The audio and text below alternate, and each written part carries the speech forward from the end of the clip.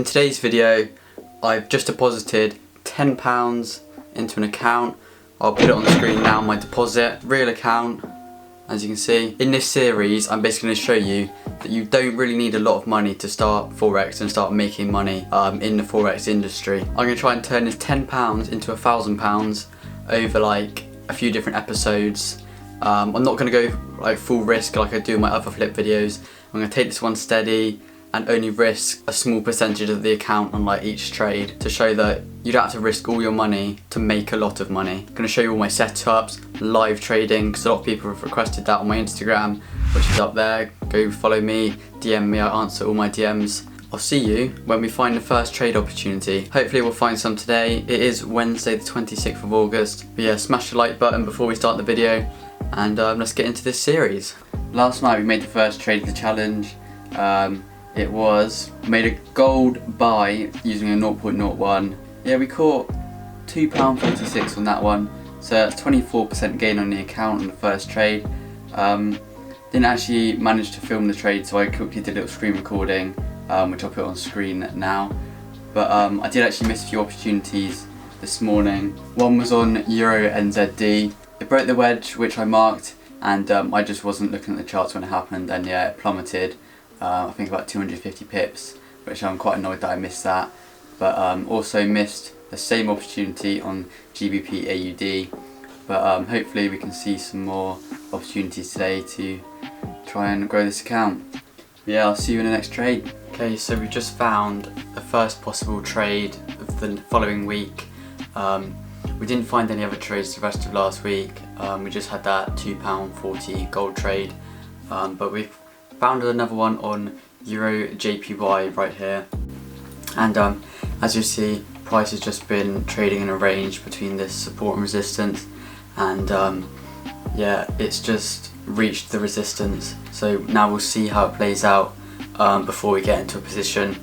But hopefully we'll see either a break up and then a retest, and then we'll enter if we get enough confirmations, or we see a few rejections here and then we can trade it down to the support, which would be a nice 130 pips.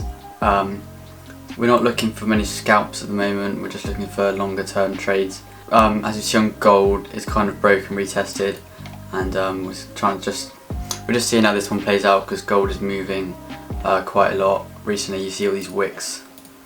It's just been very volatile recently, so we don't really want to be risking our capital on gold at the moment, as it has a higher pip value. Yeah, hopefully this trade that we're looking at on Euro JPY plays out, but yeah, I'll keep you updated. Okay, so it's been a few days since my last update. I did in fact enter that Euro JPY, but I'll quickly show you the charts now and how it played out. I actually entered here with a 24 pip stop loss and only entered a small position of 0.01. It was in profit for a while, about 10-11 pips, and I actually cut my loss when it went into drawdown at £1.16p. So, but to be fair, it would have stopped me out at the top anyway and then come down. But yeah, it did actually break the resistance first and then plummet down back to support, which I predicted in the last clip, as you've seen. But yeah, now it's just in a uptrend, broken out of the descending channel. As you see, it rejected the fib here, and now it's pushed up. I didn't actually enter this trade. I wish I entered this trade on this account, but I actually didn't. I was just doing some testing of a new strategy using the fibs. But yeah, as you see, I probably should have entered it as it's now pushing up. Probably going to hit the take profit. Only 35 pips, but it was only a 13 pip risk, zero drawdown. But you know, yeah, you can't always get everything right in trading. But with the account, it's actually been quite a good day yesterday. We did actually, after that Euro JPY loss, made an EA trade, and I actually hit my stop loss for £2.42. So the account was down to, I think, £8 something, around £8, and obviously it's not the best because I started with £10, so I was down 20%. So I knew I had to make a change.